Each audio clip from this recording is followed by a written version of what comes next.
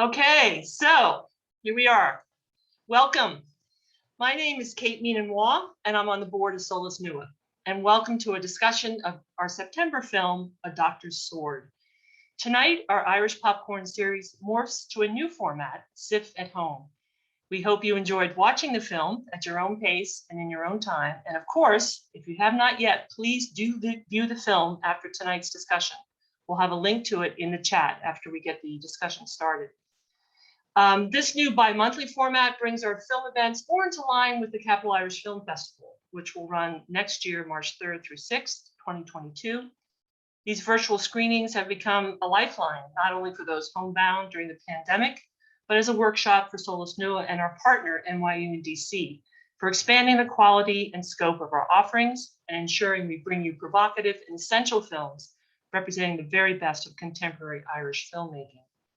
So please be generous in your support of this non-funded program and click the donate button so we can continue to support the artists and producers involved in these films. The film we discussed tonight, A Doctor's Sword, came out in 2015.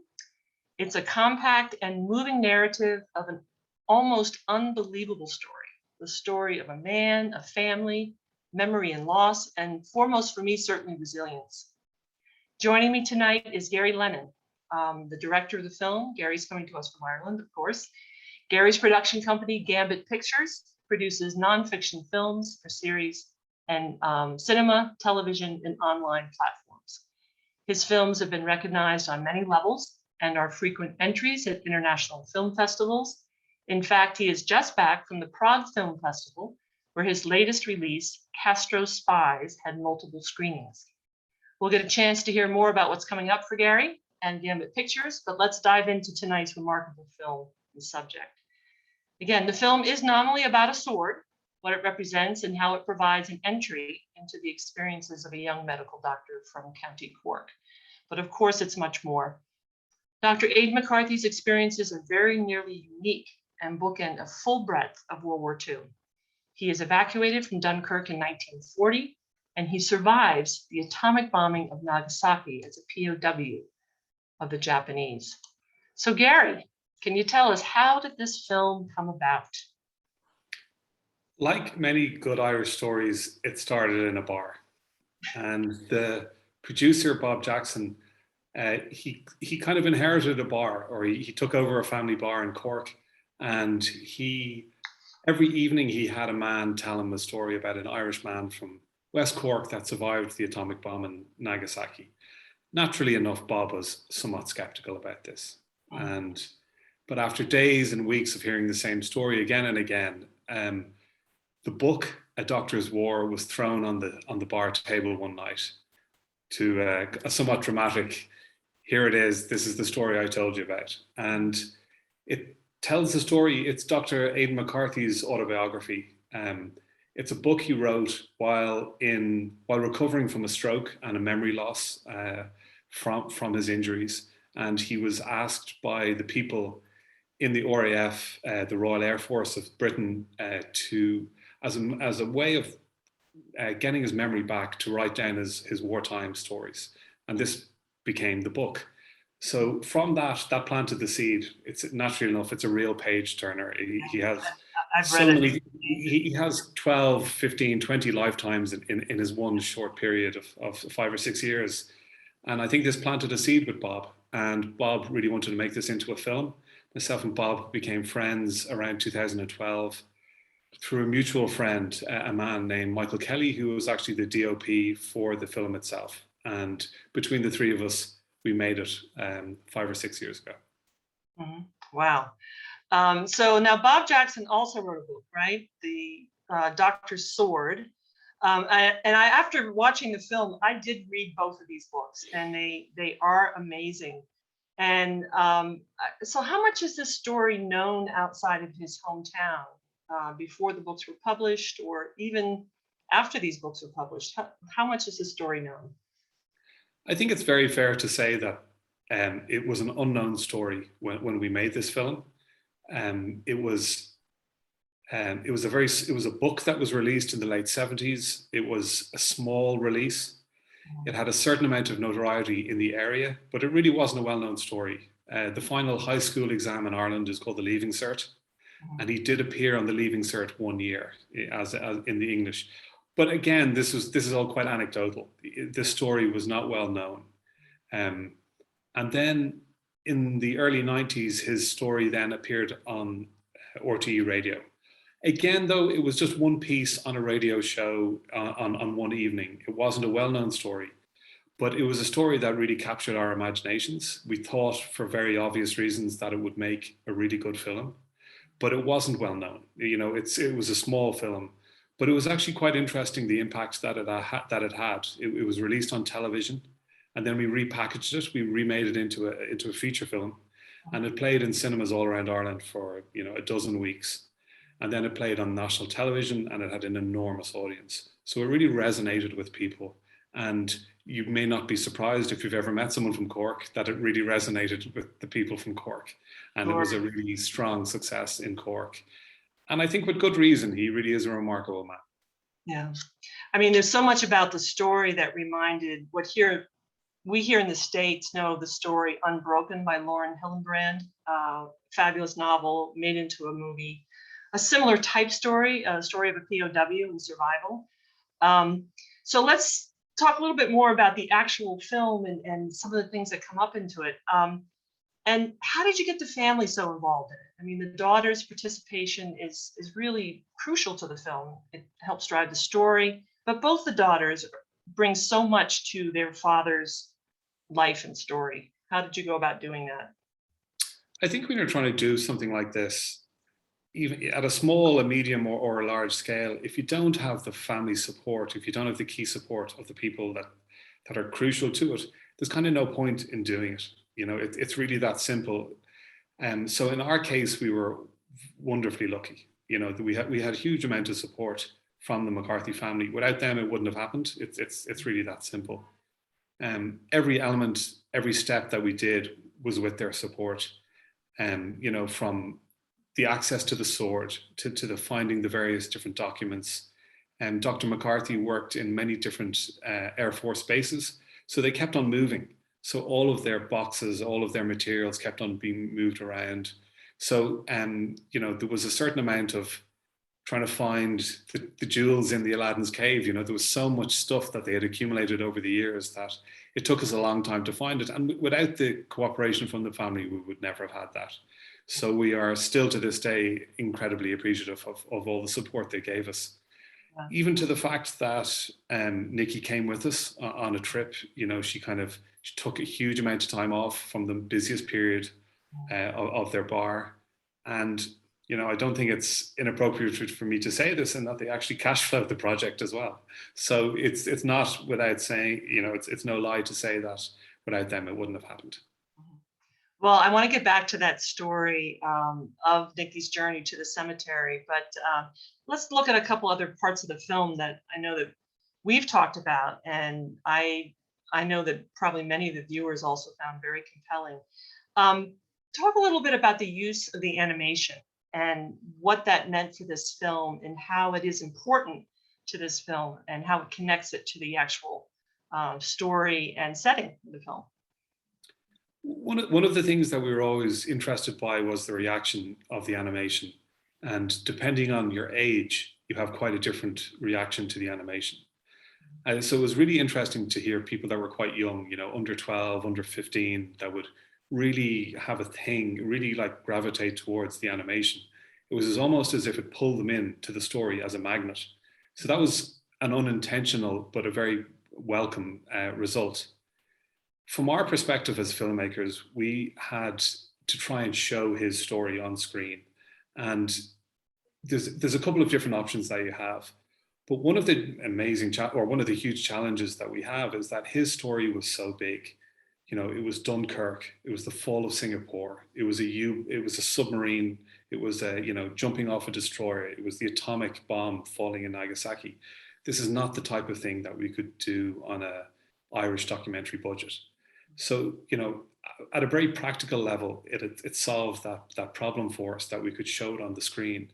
But actually, somewhat more important than that was this artistic endeavor that we were trying to do, which was we were making a film about a man that had suffered extreme trauma. And also one of the things that had happened to him was memory loss. So by having animation, it allowed us to create this in-between world of memory loss, that this style of animation that we used, we tried to show, to kind of convey that world. And although we told his story in a chronological fashion, much of his memories, and this is actually the reason that he wrote the book, was from a position of memory loss and damage. So we tried to make that with the animation. So it was inspired by things that we had grown up with, manga, a lot of different comics that we liked, but also a lot of the kind of the artistic templates or touchstones that we gave the animator was Western recruitment posters. You know, your country needs you, join up here. So it was a kind of a combination of those three elements. Manga, this type of kind of in between, trying to show this world of memory and unconsciousness, and also the manga from Japanese art. So those are the three things that we tried to pull together in the animation. Mhm. Yeah, and I think it just helps the narration of the story so much. You know, the books, as you read the two books, you realize that, you know, Dr. MacCarthy really went through significant PTSD. And, you know, as we all know, this is something that really people didn't start talking about until here in the US, the Vietnam War, and now what's been going on in Afghanistan, et cetera. So PTSD, it's something that you don't dwell on in the film, but what can you tell us about what you know and his experience with this debilitating memory? Yeah, I'm certainly not an expert in PTSD, but what I can say is that very obviously it was treated differently in different eras. I think, as you mentioned, that Vietnam was the big one in America where people started noticing that there was psychological damage towards the soldiers. And, you know, the Israelis, I think, are leading this field in that they've noticed that upwards of a third of all combatants will suffer from these type of injuries. Certainly in the case of Dr. MacCarthy, he suffered very terribly, as only any human could in terms of what he experienced. But what I can say with certainty is that he was just from a different era, you know, so he wasn't from an era that they went to therapy or they talked about these things or they, you know, opened up about them. What they did was that they were, okay, this is what I experienced. This was the worst experience of my life. The last thing I want to do is talk about it. The last thing I want to do is go over this again and again. So I'm just going to put it behind me. Now, I actually don't know practically if that's a better way of dealing with it. I think you can make a case for both. Very compelling. I think, since I know contemporary society would imagine that's a terrible thing to do. But actually, if you look at his life, he was a very happy man. He had a very successful life, he had a wonderful family. But that said, he still had clearly suffered from PTSD.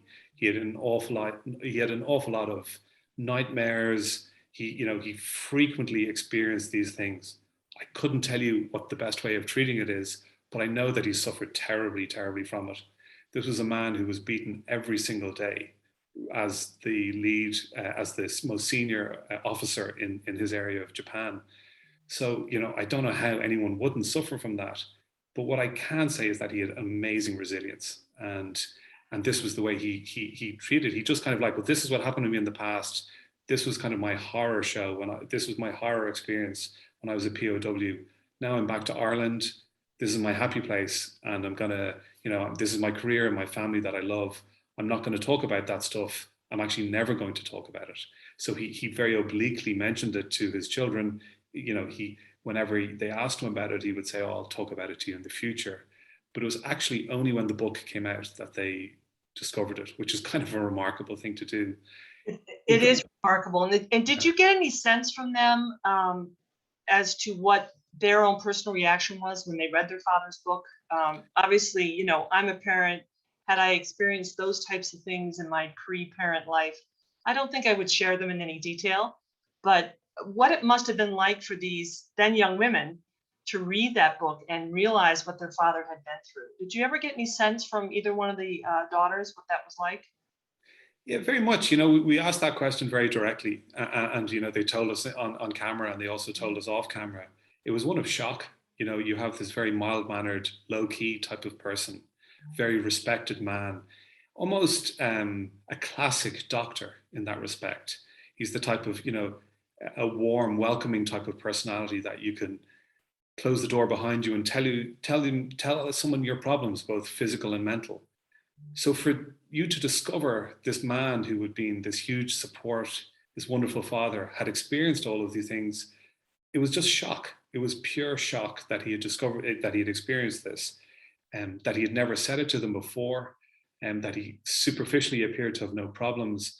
It was just quite a remarkable thing for them, and it made them respect him even more so for it. Yeah, absolutely. So do share with us the story of the journey to the cemetery. I know I had asked you before, did you have to restage it, or was it, live in time? Because that is obviously is quite poignant. You have the descendant of the original owner of the sword. Tell us how that all came about. Yeah, you just to be very upfront about it, is that like it was not restaged in any way, shape, or form. It happened on the very last day that we were in Japan. The stars aligned for us to have this. But the man that we interviewed, that was the sword expert, he is connected, and as a result of his connections, he got our interviews into this huge newspaper in southern Japan and in that island. And the family saw this article and they read it and they replied to us that day. So the day that we released it, and we got a call. The nature of Japan society is that they plan to the absolute nth degree. It's the opposite of Ireland in many respects, and they're almost like dealing with the the diplomatic corps or the foreign services, in that like their diaries are 12, 15, 18 months planned in advance. So when we told them that we wanted to meet them that day, and then we wanted to meet them in their house, that just evoked a massive sense of terror and fear in them. Like it's literally their worst nightmare asking to do this. And then you're also talking about shame, and the concept of shame and face for Japanese people is this is how they live their lives. So you have the story of people in foreigners that they don't know, asking to meet them on the same day, talking about this sense of shame where their granddad's sword, their granddad has given away a sword that has been in their family for many generations. This was, it was, you couldn't imagine them wanting to do this less. And actually we tried to go to their house, but they wouldn't do it. But they suggested as a kind of a compromise to meet us at the graveyard. And as the light was falling, like literally it went pitch black 15 minutes after that scene. And, afterwards the translator was saying to us, I can't believe that they agreed to meet you. So it was fortune. But afterwards we had a drink, and Nikki said, this is what my dad does. Very much feel that he was looking down on us. He got us into the paper. He made this happen on our last day of filming. This is very typical of what her father can happen. And for those that have seen the film, the very last minutes of the film, where her father talks from his own wake, he's quite a remarkable man. Yeah, quite a bizarre situation. Of course, it's the gift of the RTE interview.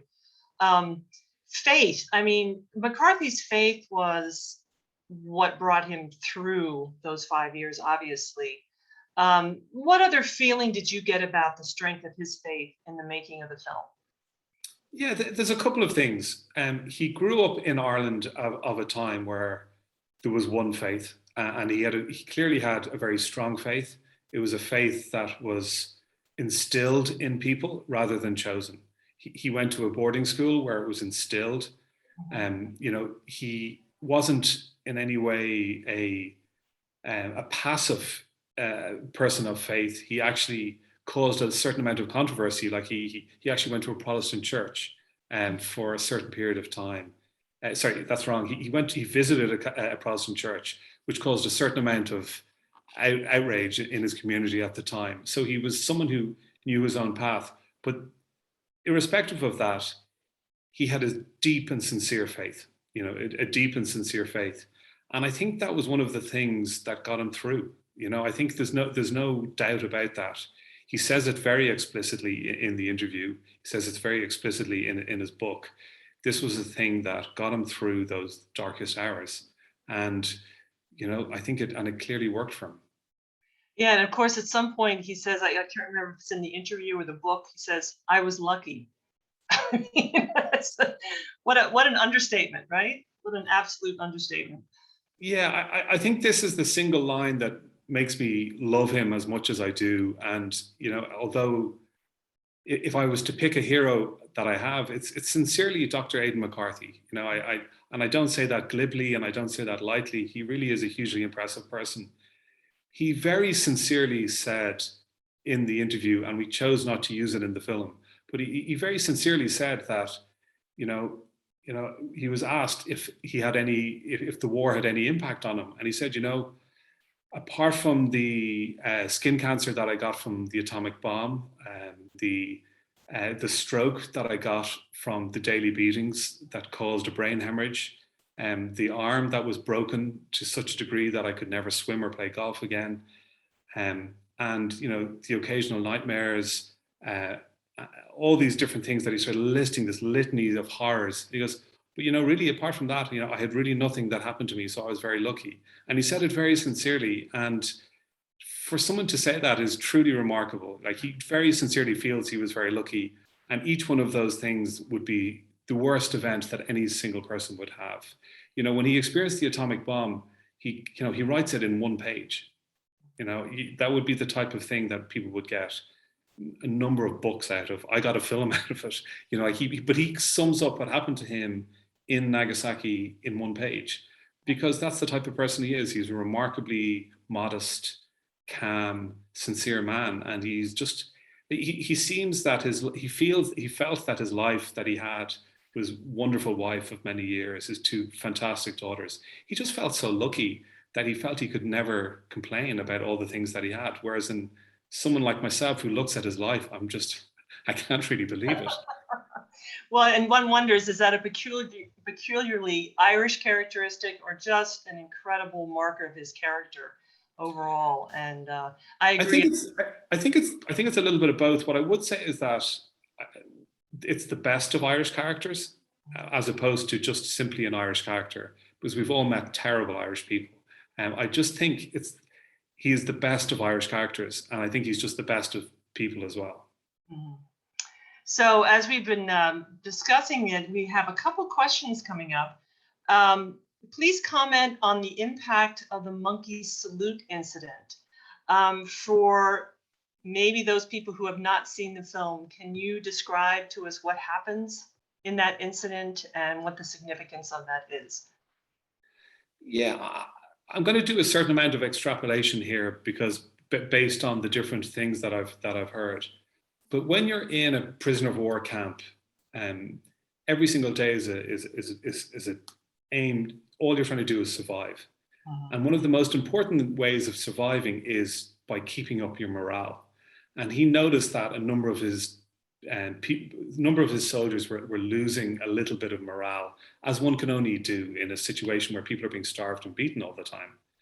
So the Japanese soldiers had this monkey, and he noticed, or certainly he thought, that they weren't looking at him. And what he did was, to try and raise the spirits of his fellow soldiers, he saluted the monkey as if he was one of the Japanese soldiers, as if he was one of these sadists and that had done all these crimes towards him.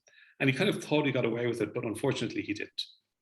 And as a result of that, he was beaten horribly, really, really horribly. And, I described how his arm had been damaged so badly. He was beaten so badly that he thought he was going to lose his arm. And a Japanese medical person, he actually had to advise him how to do the operation on his own arm as it was happening. So that's what happened with the monkey salute. It was, again, Dr. MacCarthy. It wasn't him trying to be funny. It wasn't him trying to do something for his own gain. It was just to try and raise the morale of his fellow soldiers. Yeah, a remarkable part of the story. Another question, and I think I also wondered this. Did the family ever consider returning the sword back to the Japanese family, the descendants of the corporal, the Japanese corporal, colonel? I mean. Yeah. There's a couple of things to that. First of all, the Japanese samurai sword, although like I have grown up watching that type of imagery on films in the 1980s and the 1990s, but actually in Japan, the samurai sword has a similar type of iconography to the Nazi swastika.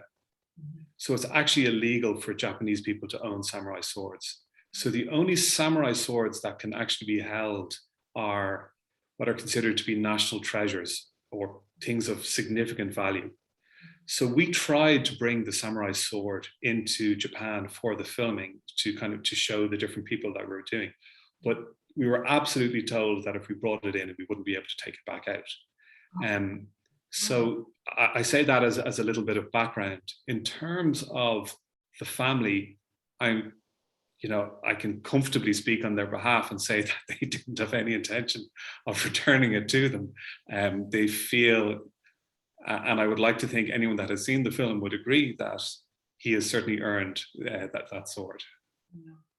Yeah, most certainly. So you talk about him as a hero. What do you think he would think of the film? Do you think you made something that he could watch and say, I like this? As a filmmaker, you always want that to be the case. What I would say is that the film has been made very sincerely. We researched a huge amount before we made it. All the people that we have in it are firsthand witnesses to the events, their family members and so on. We've made it with full integrity and heart. We have no agenda. We were just trying to tell it. I think he would be quite embarrassed from what I've read that all the fuss was made about him. But I would like to think he would enjoy it.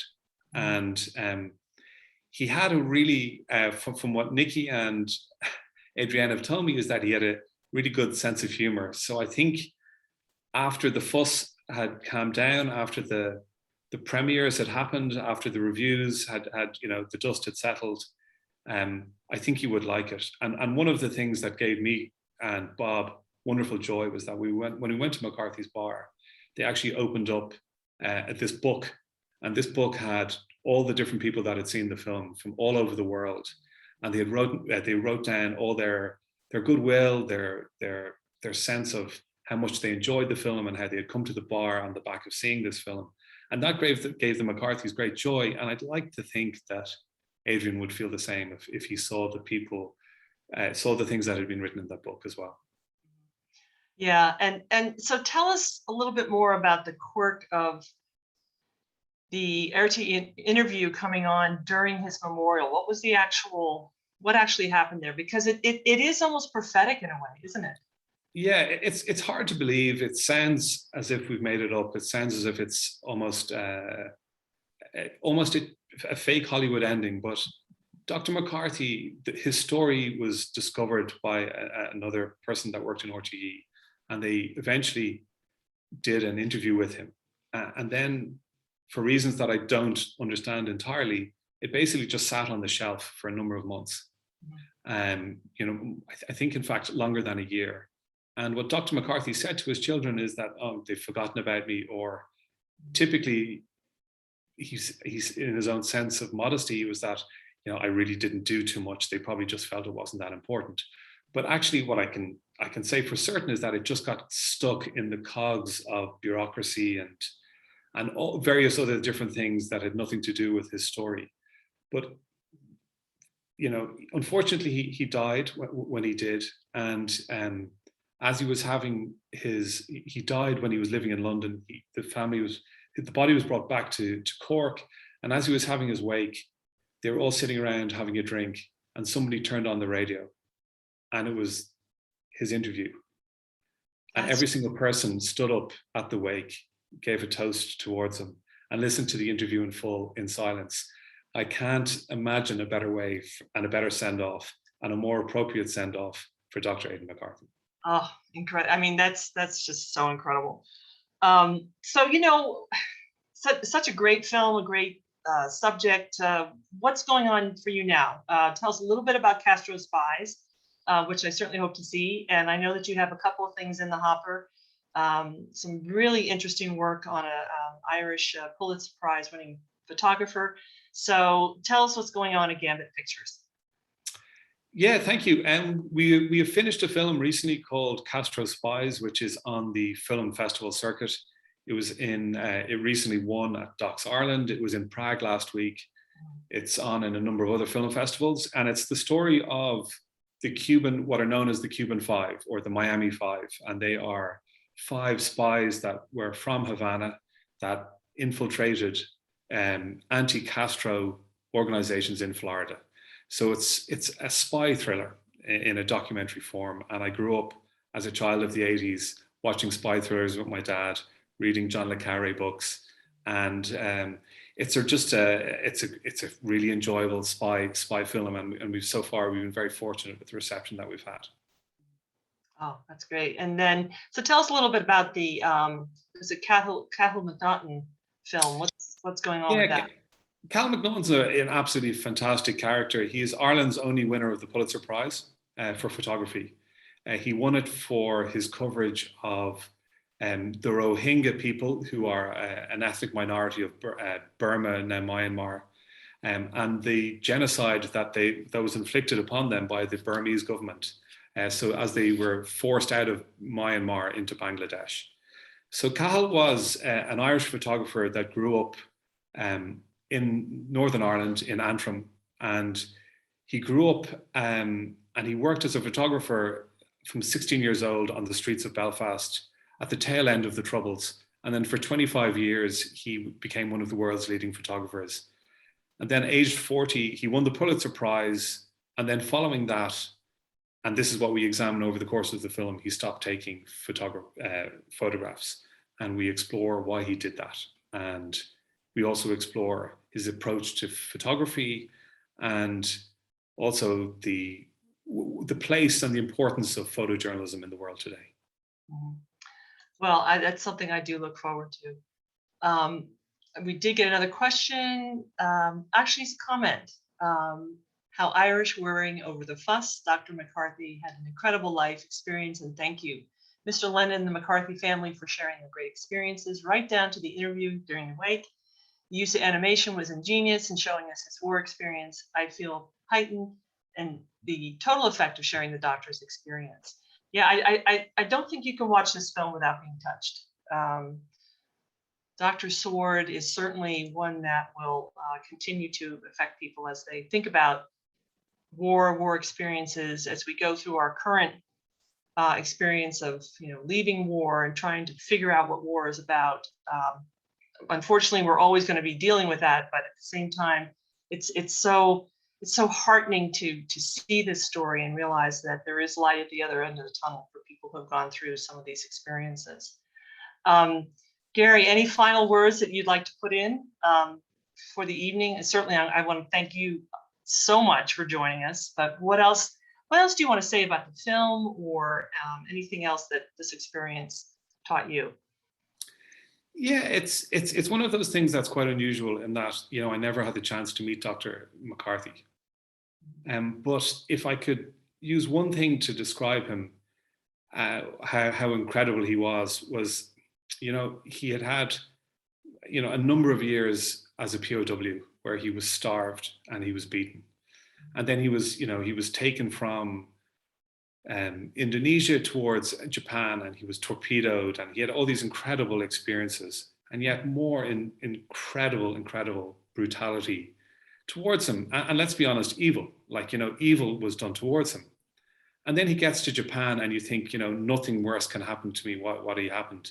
But it did. As I mentioned earlier, he was the leading officer in his area. So the Japanese made him accountable to every single thing that any one of the soldiers did. So he was beaten every single day. And then after that, the atomic bomb fell in Nagasaki. And after all of this cruelty that was done to him, his first reaction as a doctor was to try and help Japanese that were suffering. And if anything sums up Dr. Aidan MacCarthy, I think that's it. Yeah, yeah, absolutely. Well, Gary, again, I want to thank you so much. So much for joining us tonight. We've got a last minute comment. Have you ever thought about doing a film about the famine in Ireland? So maybe when some of these other projects come off your board, I'm sure that's something that people would appreciate seeing your creativity from. So thank you again. I know it's late, and thank you for staying up. You've earned your glass of wine. And I'm going to spend a little time kind of catching people up on what's going on with Solas Nua. But again, thank you so much, and good luck with all the future projects. And thank you so much for sharing the Doctor's Sword with us, and for giving us some of your insight and ideas about how this film came about. Thank you, Gary. Garmagath. Okay. So, folks, again, if you have not seen this film, I think Sean's going to go ahead and put a link that you can see the film. And we certainly are going to encourage you to check out our website for everything else going on at Solas Nua. We have episode 3 of our podcast series, We Are the Makers, featuring Isabel Nolan, an artist who uses many media to express her work. You can continue to catch up on conversations with authors from the Dublin Book Festival, see upcoming offerings of our fiction, nonfiction, and poetry book groups. If you're not on our mailing list, please sign up to get regular updates. And as with all arts groups, we are working our way back to more and more safe in-person programming. We have our first live play reading in a long time on October 17th of the play Max and Bricks by Ava O'Connor on the Great Lawn at the Parks at Walter Reed here in Washington, DC. We will also be featuring 3 new plays online from Prime Cut Productions, a theater company based in Belfast, during the month of November. So for more about the plays, our Prime Cut Festival, and everything else Solas Nua, please go to the website. We do hope you can join us, and we look forward to meeting you again at our now bi-monthly SIF at Home. Keep an eye out for more on November's film offering. And as always, we want to thank Holly Teresian, Tom McIntyre, and the NYU in DC team for making tonight's event possible. And always, always a big thank you to our own Sean Wren for the hard work he puts into finding his films and organizing and facilitating our film events. If you're here in Washington, DC, I hope you have a couple of moments yet to go outside and enjoy a lovely, lovely fall evening. And thank you for joining us this evening. Thank you.